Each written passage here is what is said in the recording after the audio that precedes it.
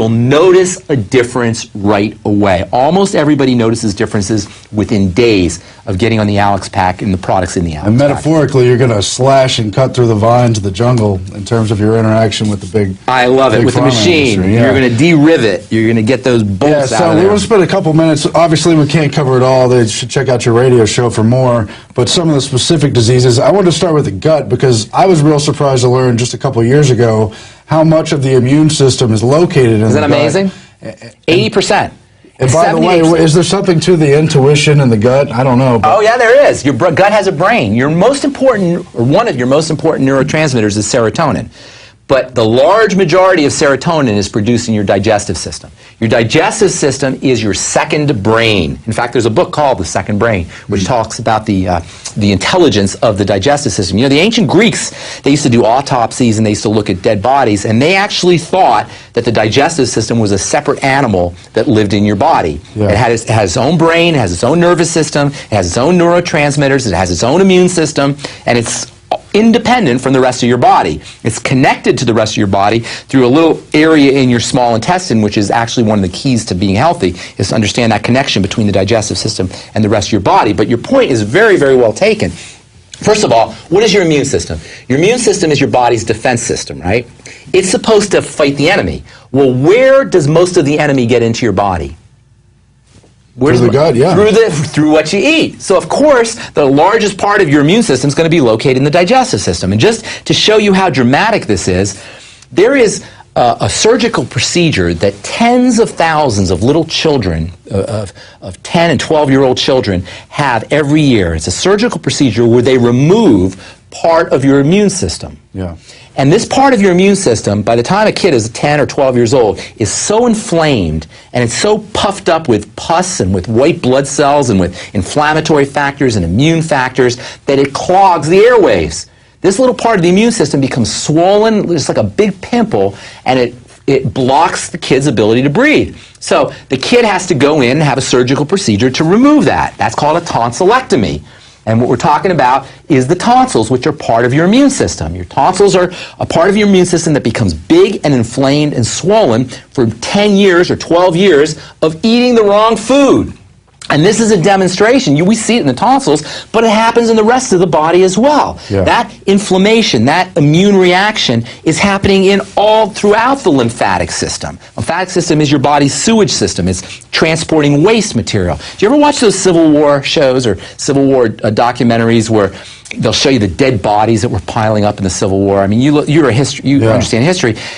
In the Civil War, that was the most horrific, ugliest war, and there were dead bodies at Gettysburg and in Shiloh and these different war sites. They would pile up the dead bodies, sometimes tens of thousands of dead bodies. And these war sites with the dead bodies would be filled with flies and smell, and the bodies would be exploding, and there'd be bacteria everywhere. It was just the most horrific, disgusting scene, right? Well, guess what? That's what your immune system looks like after years of abuse. Because when your immune system is activated and it's fighting the enemy, it's producing white blood cells and infectious material, and it's killing things. And when a cell dies, it emits gases, and it emits chemicals. And as millions of cells die, they emit lots of gases and lots of chemicals and lots of the chemical equivalent of flies and things surrounding them. Over the course of time, our circulatory system and our immune system and our lymphatic system become like a Civil War battlefield with dead bodies and pus and infectious material and chemicals. And that stuff starts to accumulate in the circulatory system, and the blood doesn't move as effectively, and you don't get oxygenated as effectively, and it starts to accumulate in the lymphatic system, and you don't get nutriated as effectively, and fats can't move through effectively, and it starts to accumulate in joints, and then the body starts to attack the joints. And so over the course of time, as our immune system becomes clogged and our immune system becomes activated, we start to break down. Our body can't get nourished as well. Our tissues can't get oxygenated as well. Poisons start to accumulate, and that's what we call the death and disease process, and it's all secondary to an activated immune system, which itself is secondary from problems with the digestive system. But I mean, you brought up probiotics. That's very important for specifically the digestive system. Absolutely, the gut, right? Absolutely. One of the ways we process food is by bacteria that live in the colon. And those bacteria are supposed to be populated initially through breast milk. But when we're born, if we don't get breastfed, if we're not getting breast milk, or if our mother doesn't give us breast milk long enough, she weans us too early, or if we are breastfed but our mothers weren't healthy, all of a sudden our digestive system and our probiotic population is not as healthy as well. And that means we don't detoxify substances, because probiotics are important for detoxification. Probiotics are important for elimination. You know, the large bulk of your stool is probiotic. It's bacteria. 70% of your turd is actually made up of bacteria. If you don't have probiotics, that's a recipe for constipation. And it never ceases to amaze me how many people think it's normal to have 2 bowel movements or less a week. Probiotics are one of the fastest ways you can improve your elimination.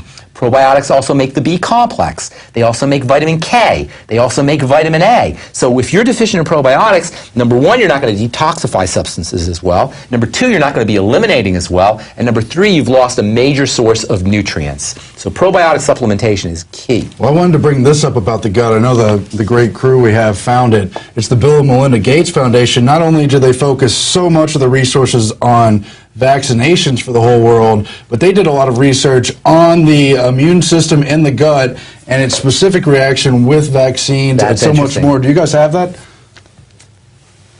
More than 88 grants. I'm not sure what year this is. I think I spot checked 210 going from memory.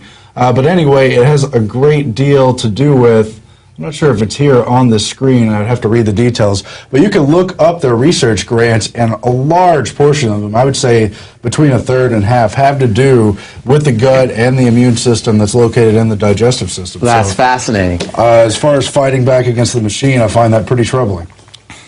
Bill and Melinda Gates. Good friends. Yeah, I know there's a lot more to cover. We wanted to talk about obesity and diabetes. Right. A lot of obesity and diabetes affect 1 out of 3 Americans. And they're choice diseases, they're choice illnesses, they're choice dysfunctions. If you're obese or you're overweight, and I think obesity is 20 pounds or more overweight, and 1 out of 3 Americans is considered obese and overweight, and the numbers are rising. The single most important strategy, there's a lot of different strategies, but the single most important strategy for helping you reduce weight is to replace your carbohydrates, your refined carbohydrates, with protein, which we talked about earlier.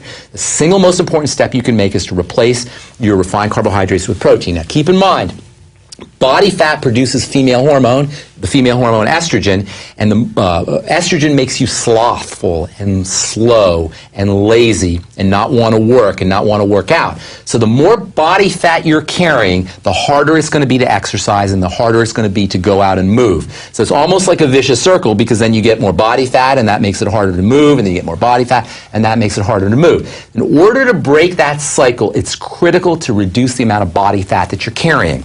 Because once you reduce the amount of body fat you're carrying, you'll have more energy to do things, and that will help you reduce more body fat, and you can reverse that vicious circle, take it the other way.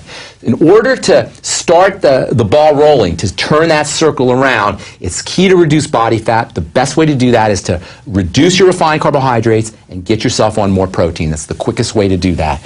Secondly, you're going to want to reduce the amount of processed fats, and the fastest way to do that is to get yourself on essential fatty acids. And thirdly, you're going to want to reduce the amount of the wrong kinds of salts, wrong kinds of salty foods, and you do that by taking in more minerals. Here's a little trick for you. If you, and by the way, you have a gland in your body called your adrenal glands, and your adrenal glands are responsible for helping you handle stresses, emotional stresses, psychological stresses, or physiologic stresses. When your adrenal glands are overworked, you're going to crave salt. One of the kindest, sweetest things you can do for your adrenal glands is to make sure you're taking good minerals, like the colloidal minerals from Longevity, the Ultimate Classic, or the Tangy Tangerine, especially the mineral zinc. Here's a little trick for you if you just want to demonstrate to yourself how effective this can be. Get yourself some Celtic sea salt, put it in water, and then sip on Celtic sea salt all day long. You will reach a point where you can no longer drink any more salt. That's when you know you've had enough salt. But until you've reached that point, not only will you notice that your salt cravings are going away, but you'll notice that you feel better. You notice that you have more energy and you have a stronger ability to withstand stress. Now, Celtic sea salt's not perfect. It's a good source of salt, but it doesn't have all the minerals you need. But it's a good way to demonstrate how effective it is, how powerful it is, and how quickly powerful it is to get yourself on a mineral supplement program. The best minerals are going to be colloidal liquid minerals like in the Beyond Tangy Tangerine or the Ultimate Classic or those products. Okay, let's relatively quickly talk about diabetes and blood pressure. Again, diabetes is a blood sugar issue, and by the way, Elevations in cholesterol. Elevations in cholesterol are wedded, are connected to blood sugar and insulin problems. There's two factors occurring when you have diabetes. One is a problem with the body's blood sugar levels, and one is a problem with the body's insulin levels. The body doesn't like quick burning. The body likes slow burning. Sugar represents quick burning. If you put a marshmallow in a flame, what happens to that marshmallow? Poof, right? Explodes quickly.